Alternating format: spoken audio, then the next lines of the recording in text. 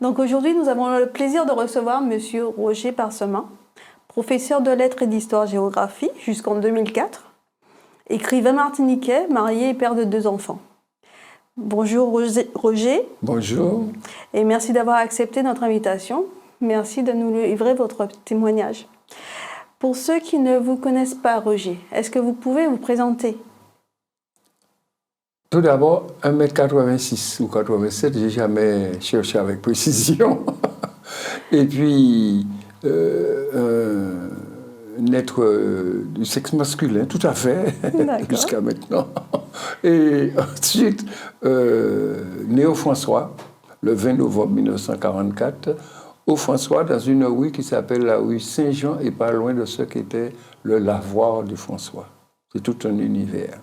D'accord. Et toutes mes classes primaires, je les ai faites au François. Et jusqu'à l'âge de 12 ans, je suis parti pour le lycée Schellcher et son internat en octobre 1956, et où j'ai rencontré une génération tout à fait remarquable.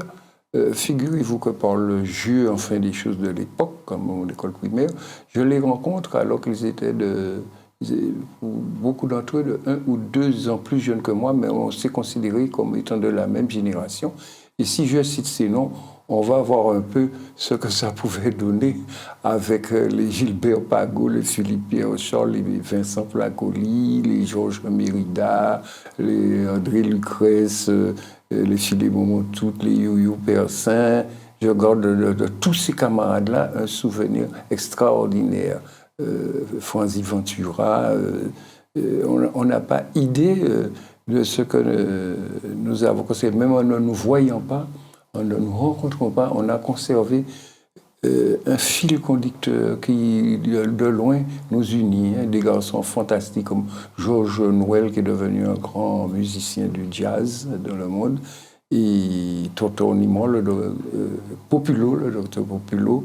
Enfin, des garçons, les padres, mais des garçons vraiment, je ne sais pas si les générations d'après ont pu partager de façon à la fois, pour certaines explicites et implicites pour d'autres, certaines valeurs. Et puis, cet immense plaisir qu'on a eu d'être ensemble, c'est parce que nous étions à des années que je peux considérer comme charnières dans la réalité franciscaine et martiniquaise. Oui. J'avais déjà eu des camarades au François avec qui je suis resté en contact. Et des garçons de mon âge, cette fois-ci, je pourrais les nommer, mais ce n'est pas la peine, sûrement. S'il y en a qui écoutent, ils sont là, les Mitra et les Franz Marie-Antoinette, les Pavio, beaucoup de camarades de cet âge, et Amalie Soudi, qui était très fort dans le football, comme pour la plupart, et en autre chose. Et Christian Eugénie, enfin bref, des amis, nous sommes toujours restés, j'ai toujours eu cette espèce de littéralement, une sorte d'amour, de proximité avec ces camarades-là, comme ceux de Fort-de-France et comme ceux du François. Ils sont tous restés très proches de moi, et on dirait qu'ils continuent de vivre un petit peu en moi quand même. Et c'est pour cela, et ça m'a aidé d'avoir ce qu'ils considèrent comme bien chez moi, sûrement les rares fois où on se rencontre pour certains, comme ayant une bonne mémoire. Je crois que leur présence m'aide encore à avoir de la mémoire, et peut-être que demain ça va commencer de n'être pas encore aux portes de ce terrible fait qui s'appelle l'Alzheimer. Donc je les remercie pour ça. En vous écoutant, en fait, ce sont quand même des gens qui sont connus en fait sur le territoire martiniquais ou ailleurs. Comment vous expliquez que ces générations-là, en fait, ont pu faire des choses, ont pu se sentir aussi solidaires? Comment vous expliquez ça? Justement, c'est parce que, comme je le disais, peut-être sommes-nous arrivés à un moment où il y avait une bascule de la société, une ouverture de la société. Certains l'ont situé historiquement avec les effets de décembre 59. Mais je crois que cela s'amorçait déjà dès le début des années 50. Je ne vais pas dire les années 40 parce qu'il y avait toutes les suites encore de la guerre et de l'amiral Robert. J'ai eu le temps de connaître des queues pour le pain, des choses comme cela. D'accord. Mais quand même, à partir de 1954, 1955, 1956, les moyens techniques, mais aussi la vie elle-même, s'ouvraient d'une autre manière. Il faut savoir qu'à cette époque, ces années 50, on commençait à entendre, nous les petits du François qui étaient dans une classe, une catégorie sociale, c'est le moins à dire qui était fort humble. Surtout mon père était un ouvrier charpentier, ma mère était à la maison avec 8 enfants, et j'ai perdu mon père tôt, en 59, j'avais 15 ans. Eh bien, arrivait à nous, dans notre dénuement pour certaines choses, sous certains aspects, des choses étranges comme la musique latino-américaine, par exemple. On entendait les premiers des merengues dans un groupe poste de radio dont mon père s'était procuré. Et en même temps qu'arrivait cette musique de la Caraïbe, la Sonora Matancera de Pérez Prado, qu'on entendait, que je ne comprenais pas, et que mon père disait « Ah, c'est espagnol, t'as là. Bon, pas qu'à comprendre ça, mais foot musique, yo a belle. » Ça nous a beaucoup frappé, ce genre de réflexion. Ça semblait venir d'un autre côté du monde, avec les crachouillis de ces vieux postes de radio. Et en même temps, il y avait la mer à côté de nous, l'océan, qui était tout plein de tout ce que l'on ne trouve plus. C'est pour ça que, par exemple, quand les gens me parlent de il faut payer tant un kilo de doucin, tant un kilo de langouste, je dis mais je ne mange plus tout ça parce que je n'ai pas de langouste et de doucin en retard. J'en ai mangé tellement pour rien, à profusion. Donc, mais tout cela pour dire qu'il y a un monde qui basculait aussi. On entrait dans une consommation qui était aussi autre. C'est un monde d'ouverture. Un monde d'ouverture, et sûrement. Et aussi politiquement, c'était, quand j'étais enfant, c'était la grande époque de Césaire, des gens comme Albert Plateau, cet autre du Parti communiste dont j'oublie malheureusement le nom, je suis impardonnable, cet ouvrier béniste qui était député de la Martinique, Bissol, par exemple. Et ma mère racontait encore comment que sur ses bras ou sur son dos, presque un peu comme les Africaines, elle m'emportait comme ça dans les années 46-47 pour aller écouter les discours de Césaire du Parti communiste lorsque il y avait une conférence au François. Mon père d'ailleurs, qui était plutôt du côté du parti, avait toujours à la maison des petits lots du journal Justice où j'ai un peu appris presque à lire aussi là-dedans, sans même bien comprendre ce qui se faisait.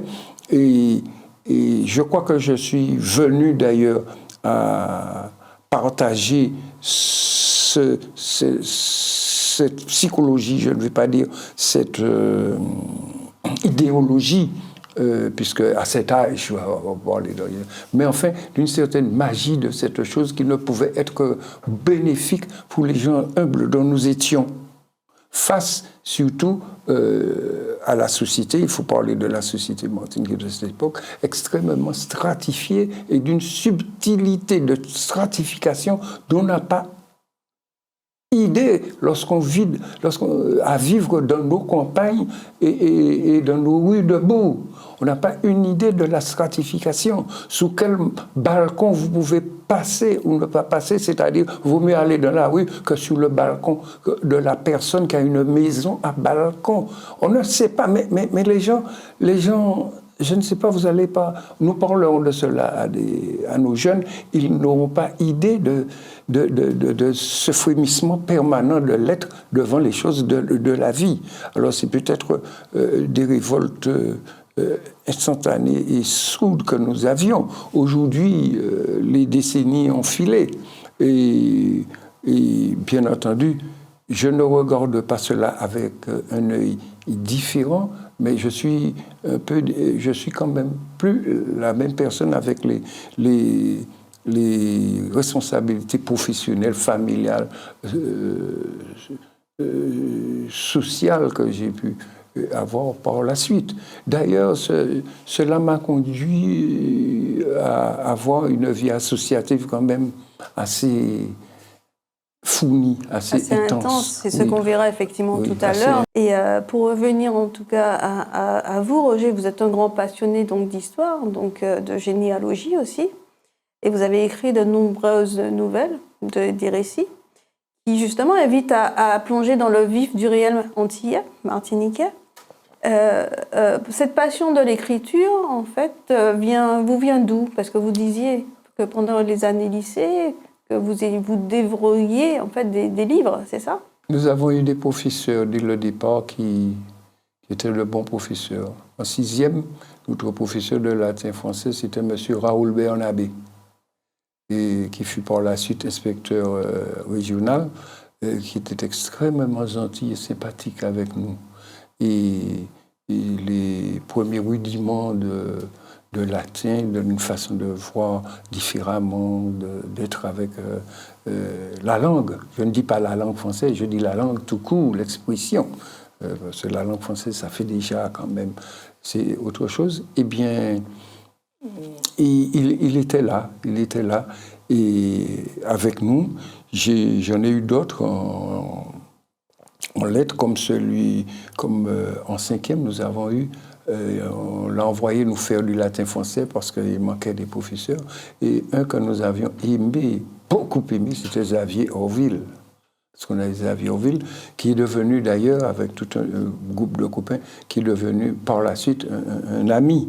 Un ami, nous n'avions pas le même âge, mais lorsqu'il est revenu avec sa littérature extrêmement fine, peut-être le vrai homme de la créolité sous beaucoup d'angles, un peu occulté à mon avis, eh bien, nous avons beaucoup aimé Xavier parce que Xavier était un sportif aussi, il faisait du football.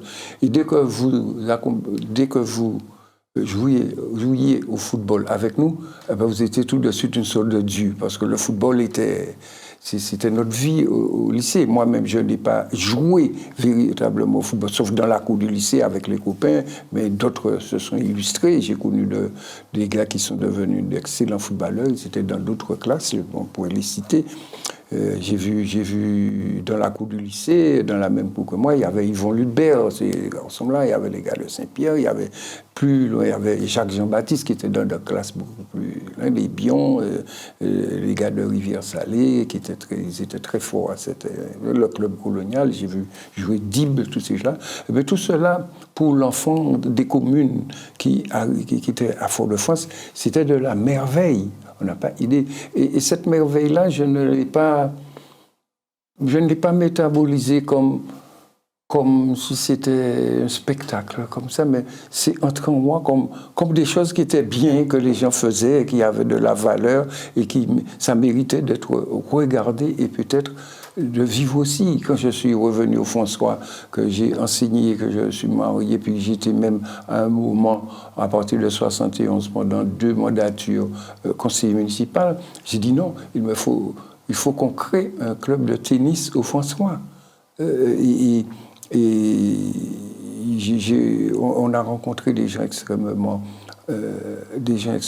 utiles et intéressants, comme par exemple Madame de Rhinal. Elisabeth de Rhinal, depuis quelques ans, on a fondé le club de tennis en France.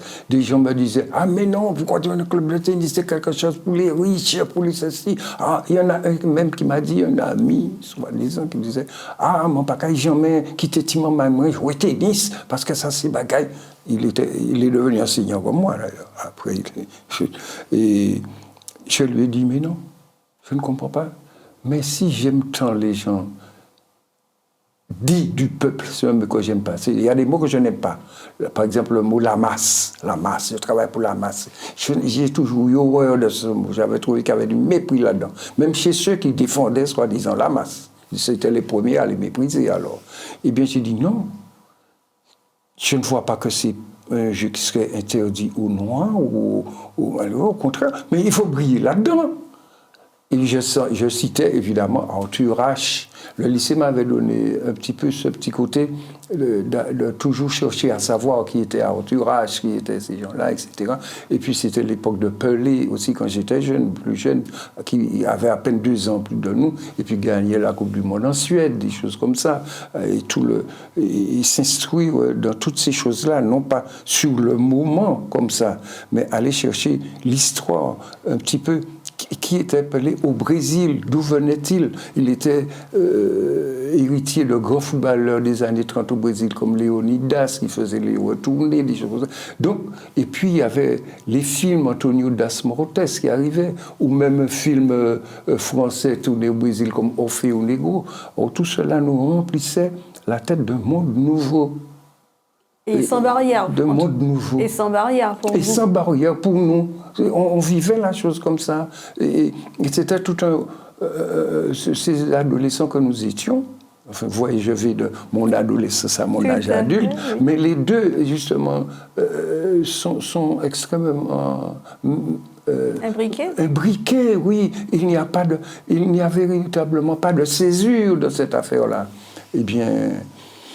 Quand on avait... C'était une sorte de romantisme, parce qu'en 4e, c'était la descente sur la Havane, hein, avec le Tché, avec Fidel. Hein.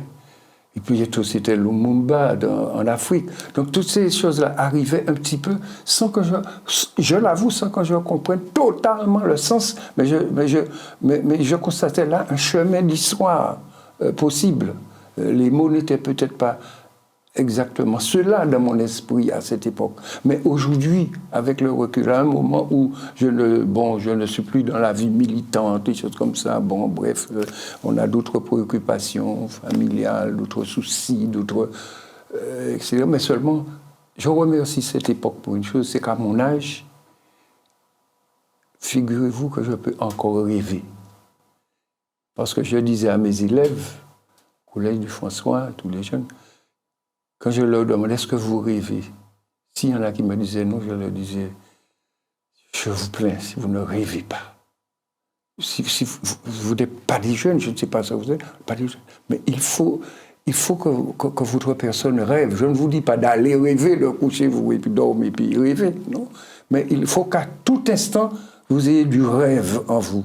Si vous n'avez pas de rêve en vous, vous n'avez pas au moins un sentiment de ce qui pourrait être de la beauté. Je ne dis pas que j'ai vu la beauté, que je connais la beauté, que je produis dans mes écrits de la beauté, non, pas du tout. Mais si vous ne rêvez pas, eh bien, vous voyez, je ne vous dis même pas seulement imaginer, mais si vous ne rêvez pas, si vous n'avez pas des songes permanents, eh bien, votre vie, c'est une tristesse dont vous n'avez peut-être même pas conscience. C'est ce qu'on ressent dans votre parcours, en fait. C'est vraiment le rêve qu'on met en action, sans barrière, et pas de chaîne qui ramène à ne pas faire. Vous avez osé, avec un engagement et des valeurs très humaines. Oui, c'est pour ça que l'être, avec un grand E, il faut que l'être sale soit là. Et l'être, quand on met en avant, cela renvoie à ces héros de livres pour les jeunes, que je disais tout à l'heure, sur la voie. Parce que ça me ramène à mon père, qui était un monsieur Chabert avec une moustache impériale, très comme ça, en brosse et tout, oui, et qui disait qu'il était, et tout dans sa condition d'ouvrier, de petit paysan, se disait aristocrate. Et non pas comparaison. Parce que pour lui, la comparaison, comme je disais tout à l'heure, c'est quelqu'un qui a peut-être bien travaillé, qui a peut-être eu cela ou un héritage, et puis parce qu'il a des choses, qu'il possède des choses, l'avoir dans le sens de posséder, le ténèr espagnol, eh bien, croit qu'il est quelqu'un, se prend pour quelqu'un, méprise, il est arrivé. Ce sont des espèces de trimalchions, c'est-à-dire ce héros du Satyricon, un auteur du temps de Néron, qui invitait les gens parce qu'il était un parvenu. Et il voulait leur faire voir ce qu'il leur le beau repas qu'il leur donnait à manger, des langues d'ortolan, des méfins, etc., des sybarites. Donc le paraître, etc. Avant tout. Le paraître, etc. Je me souviens, je n'étais pas un fort en latin, mais nous avons eu ces versions à traduire de Tacite et des autres de cette époque assez sombre de l'histoire romaine, où je faisais beaucoup de contresens d'ailleurs. Je crois que je n'ai jamais eu des notes mirobolantes en latin quand même. Mais enfin, quand même, cela nous montrait. Et j'ai retrouvé dans nos sociétés, dites gentiment maintenant créoles, j'ai retrouvé beaucoup de traits. Cela m'a fait. Et j'aurais alors compris qu'il n'y a pas que des hommes sur la terre. S'il y a une race, il y a une race humaine. Il y a de l'humain sur la terre. Et partout, ils se comportent d'une manière. Hier encore, on me demande qu'est-ce qu'une radio, une télévision, autre, que je ne vais pas nommer, me fait un trottoir, quoi. Et puis me dit, est-ce que vous pensez que si on donne plus de pouvoir aux politiques martiniquais, que ça ira mieux? J'étais assez embarrassé pour répondre, parce que j'ai vu tant de pays dits indépendants, etc., nouvellement, même près de chez nous, sombrer dans de plus profonds abîmes de corruption, de concussion. Et c'est là qu'on voit que ce ne sont même pas les sous que la France aurait déversés ici qu'ils arrivent à avoir, mais ils seront alors encore plus confrontés, s'ils ont plus de pouvoir, avec les grands lobbies du monde qui vont venir leur acheter plus facilement leurs fonds marins pour les racler davantage. Et il y en aura qui vont profiter. C'est là qu'on aura justement, dans toute sa fondamentale structure et superstructure aussi, les concussions et le reste. Je ne dis pas pour cela qu'il faut rester sous un statut français qui défendrait, parce que là aussi, ma façon de penser n'allait pas du tout exactement dans ce sens-là. Simplement, aujourd'hui, je constate que c'est difficile. Et le songeur ou rêveur, que je crois être encore, connaît de plus en plus dans son esprit des plages, des entrées, des raz de marée, de pessimisme. Mais s'il n'y avait pas le rêve et le songe, le pessimisme m'aurait déjà complètement annulé. Hein. Peut-être que même sous terre ou autre, je ne sais pas. C'est une façon encore. À ce moment-là, d'autres peuvent dire, il se fait encore des illusions, le vieux monsieur. Mais est-ce qu'il ne faut pas mieux se faire encore des illusions que de tomber dans une désespérance qui se justifierait dans le dernier titre que je prépare en recueil poétique et qui s'appelle « Fin du monde », avec un S entre parenthèses à fin. Mais fin du monde, peut-être pour conjurer une fin du monde, mais lorsqu'on voit comment aujourd'hui l'environnement, le réchauffement climatique, l'usure de la chose univers de la Terre sous l'emprise de la poussée 3 milliards, 5 milliards, 7 milliards, 8 milliards de gens affamés qui viennent, qui demandent, etc.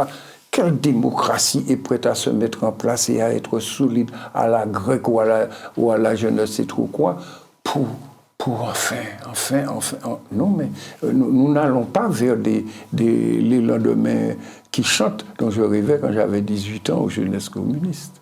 Et je me demande, et c'est là que je me demande vraiment. J'entends aussi des leçons de démocratie que font les Européens, les Français par exemple, pour la Chine, etc., pour l'Inde. Mais lorsque vous avez 60 à 60 millions d'habitants à vous occuper, et pas si bien que ça, malheureusement, mais enfin, on fait ce qu'on peut. 60 millions d'habitants de la France à 70 millions. C'est 2 villes chinoises, hein. C'est pas plus que 2 villes chinoises. Ils en sont 1 milliard et peut-être bientôt 1,5 milliard. L'État l'en a 1 milliard. Et puis, vous croyez qu'on conduit un pays comme ça, etc. Vous leur faites des leçons là, de votre grandeur de petit grand collège de France.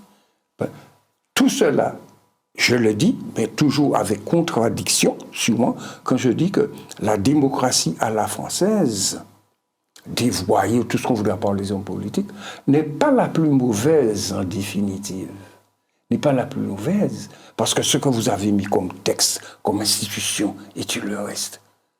Mais c'est splendide.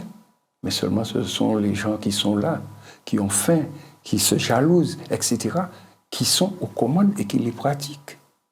Et nos populations me désespèrent davantage encore lorsqu'ils refusent, par exemple, d'aller voter. Nous sommes bel et bien responsables aussi si nous n'arrivons pas à distinguer ceux qui pourraient peut-être moins mal gérer parce que leur donner plus de liberté, de possibilités. Est-ce que c'est au peuple même qu'on donne ces possibilités, au peuple pour dire peuple comme tout le monde qu'on donne ces possibilités, ou à ceux qui le dirigeront toujours? Je ne vois pas ce que Mobutu a apporté au Congo, au Zaïre, lorsqu'il s'habille en tenue léopard et lorsqu'il change des noms européens de villes en noms africains. Je n'ai pas vu du tout ce qu'il a apporté. Il s'est plutôt enrichi lui-même et permis à tous les milliers européens ou autres, enfin européens, il faut dire comme ça, ou aux États-Unis, etc., etc. La mort de Lumumba, ça a été un sacrifice dans ce sens. Roger, on vous écouterait pendant des heures, mais on va revenir quand même. En 2020, vous publiez Les Campèches s'ennuient. Oui. Est-ce que vous pouvez nous en parler? Ah oui, alors c'est mon dernier recueil de nouvelles. Oui. Les Campèches s'ennuient. Pourquoi les Campèches? Justement pour tout ce que je viens de dire, ils sont bel et bien en train de s'ennuyer. Un bois si dur et si noble, un bois justement qui a tant de possibilités et qui pousse justement comme ces vieux aristocrates sur les terres arides où il n'y a rien, les Campèches. Eh bien, c'est un bois extrêmement dur. Il était si dur qu'on s'en servait pour faire les traverses de chemin de fer. Mon père s'en servait pour faire les rentes, c'est-à-dire la partie des poteaux de ces petites maisons en bois, la partie qui était en terre, parce que c'était un bois imputrescible comme les souches de Gliricidia. Ça ne pourrit pas dans le sol. Et puis, on prolongeait vers le haut avec des poudres de poirier, qui était aussi un bon bois. Et les Campèches entraient dans une certaine pharmacopée, servaient à faire de l'encre. Cette partie noire des Campèches permettait de faire une encre de couleur violacée. C'est un bois qui est extrêmement résistant, bien entendu, et qui pousse, comme je vous l'ai dit, sur des terres complètement arides, comme au François, par exemple, surtout à partir de cette région du François qui commence du côté de l'Espérance, tout le sud-est du François, vers Frigac, d'Ostalie et tout ça, c'est une terre à Campèche. Alors que dans les hauteurs, on n'a pas de Campèche. On a surtout d'autres types d'arbres, si bien que dans certaines hauteurs du François, très élevées du Mont Pitot, on peut avoir, par exemple, des plantes qui poussent davantage dans le nord, dans les hauteurs de Sainte-Marie, comme par exemple des muscadiers. Ou quand vous allez dans ces hauteurs qui voisinent celles du Vauclin, de Saint-Esprit, jusqu'à Rivière-Pilote, vous pouvez planter là des muscadiers, mais ce n'est pas un lieu de Campèche. Donc tout le monde trouve sa place, finalement. Oui, tout le monde trouve sa place. C'est pour ça que c'est une commune, d'ailleurs, je n'en ai pas parlé. Dans les Campèches s'ennuient, je crois que j'essaie aussi de non pas de montrer, c'est quoi ça, message. Je n'ai jamais cru que je portais de message. Mais en définitive, c'est un microcosme de la Martinique. Et toute la Martinique est un peu comme ça. C'est suffisamment montueux, vallonné pour avoir beaucoup de microclimats. Et on a l'exemple bien sur le territoire du François parce que j'ai été élevé. Bon, il y a le bout et aussi à la campagne. Notre terrain à la campagne comportait jusqu'à maintenant, des bois, on n'y va plus, une source. Et autour de cette source, il y a des balisiers. J'ai connu là des fougères arborescentes comme à Balata ou en montant au Morne Rouge. Et lorsque vous allez tout de suite au François, vous allez par le bout, bien vous passez, vous arrivez dans des endroits comme Monet ou Frégate, vous êtes en pleine campèche avec des ravins à sec pendant le carême. Donc, mes camarades ne comprenaient pas, comprenaient au contraire, ils étaient assez émerveillés dans mes rédactions. Je crois que c'est le seul point où j'avais quelques valeurs au lycée. Et jusqu'à maintenant, des amis comme Philippe Pierre-Charles Pagot me rigolent très gentiment, me disaient « Est-ce que tu te souviens du temps où M. Rouquier avait lu ta rédaction en classe, où tu écrivais en 4e, le samedi, comme tout franciscain qui se respecte, je regagne ma commune du François. » Je disais, quand le samedi, comme tout franciscain qui se respecte, je regagne ma commune du François, c'est parce que c'est tout ce microcosme d'une totalité du monde en un tout petit endroit. Et une ancienne élève, Aneta Vete-Congolo, a écrit en ex-propos des campus sans nuit, a relevé que déjà, j'écrivais que le François, c'est petit, mais large comme le monde. Donc, je crois que ma chère ancienne élève a très bien compris que les campèches sans nuit, c'était tout ce monde dont j'en avais l'inquiétude, en définitive. Et les histoires que je raconte là-dedans, ce sont sûrement peut-être, je ne sais pas, la placée au lecteur lorsqu'on a posé la plume. Et c'est lui qui règne, le lecteur. Et il règne sur un monde peut-être inconscient chez vous, dont vous n'avez même pas conscience. Et vous ne savez même pas que c'est ce que vous avez écrit quelque chose, mais votre être peut-être sortait en sorte de palimpseste psychologique, sortait, peut montrer une autre chose. Et je crois que jusqu'à maintenant, il me taquine avec gentillesse sur cela. Et il est clair que je pense à ce pessimisme quand même, quand j'écris ces choses-là. Mais parce que j'écris des contes, j'écris des sortes de nouvelles contes. Je n'ai pas voulu les baptiser nouvelles, parce que la nouvelle, dans l'art littéraire français ou occidental, ce sont des histoires courtes, nettes, claires, alors que je me laisse aller là-dedans à certaines considérations, à une certaine expression d'un ressenti qui ne se retrouve pas nécessairement dans des nouvelles à la Mérimée, par exemple. Plus peut-être chez Maupassant, mais chez Mérimée, pas beaucoup du tout. Donc, pour comprendre les raisons, en fait, ou les questionnements, de M. Roger Parsemin, il faut vraiment lire Les Campèches sans nuit. Les Campèches sans nuit, par exemple, quand je dis, par exemple, il y a un récit nouvelle que j'intitule « Le démon pleure ». Le démon pleure, il a 2 larmes qui tombent. Et il faut savoir que le François est sous la houlette défendante de Saint-Michel, bien entendu. Et il a le démon sous ses pieds, qu'il piétine et qu'il menace d'une lance. Eh ben, le démon finit par en pleurer. Et lorsque le démon pleure comme ça, sa larme grossit et inonde le bourg. Le bourg du François. Inonde le François.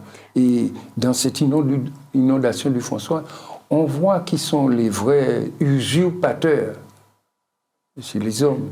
Mais les traités d'usurpateur, c'est peut-être dur, mais je le fais quand même avec une certaine bienveillance, parce que tout cela m'a appris à critiquer peut-être, à avoir gentiment la dent dure avec certains qui furent peut-être mes amis, mais sans les haïr à pour autant. critiquer et à espérer que les choses soient différentes. Oui, sûrement aussi.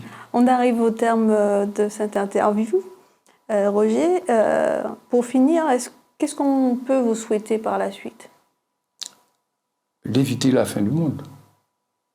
C'est-à-dire, est-il possible pour moi de rester et de voir moi-même?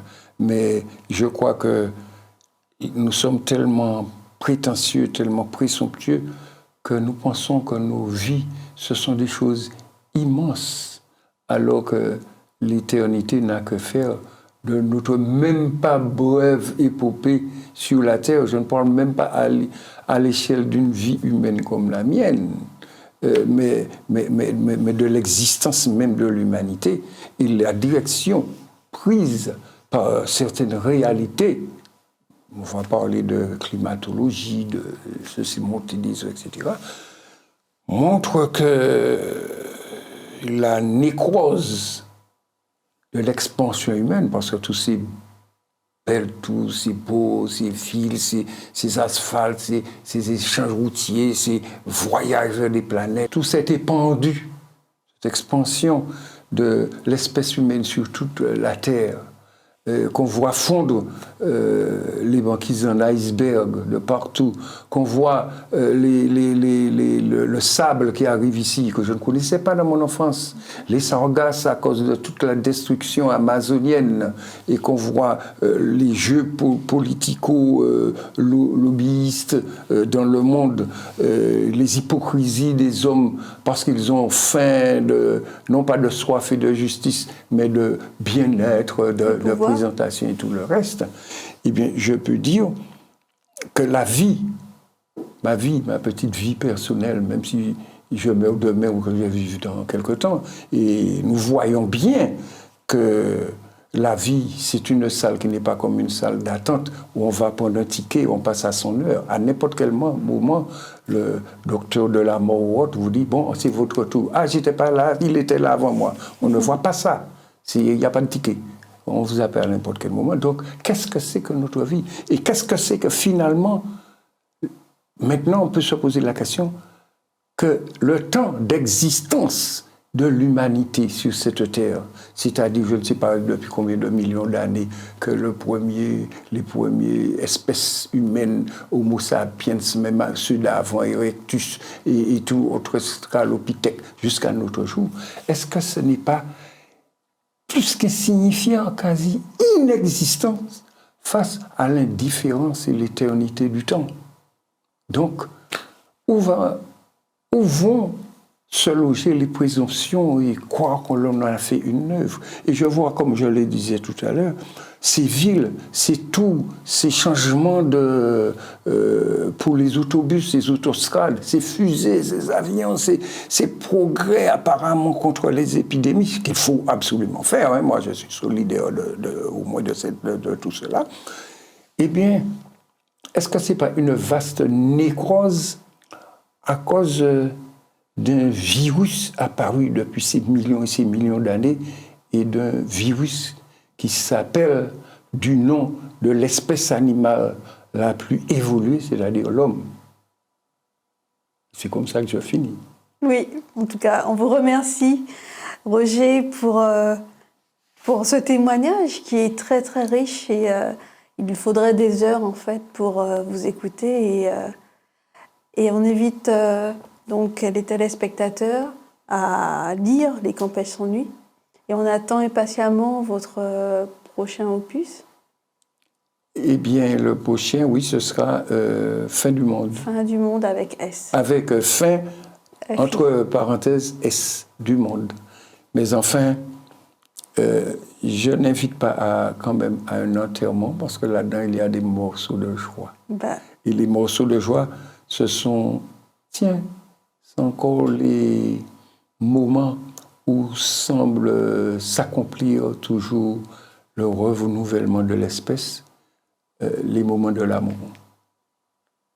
tout cas, vous nous invitez à faire différemment et à aussi regarder ce qui nous entoure, l'amour, la cohésion, la solidarité. Oui, tout à toutes fait. ces valeurs que vous avez développées dans cette interview. Merci beaucoup. Merci, Roger. Je me suis laissée embarquer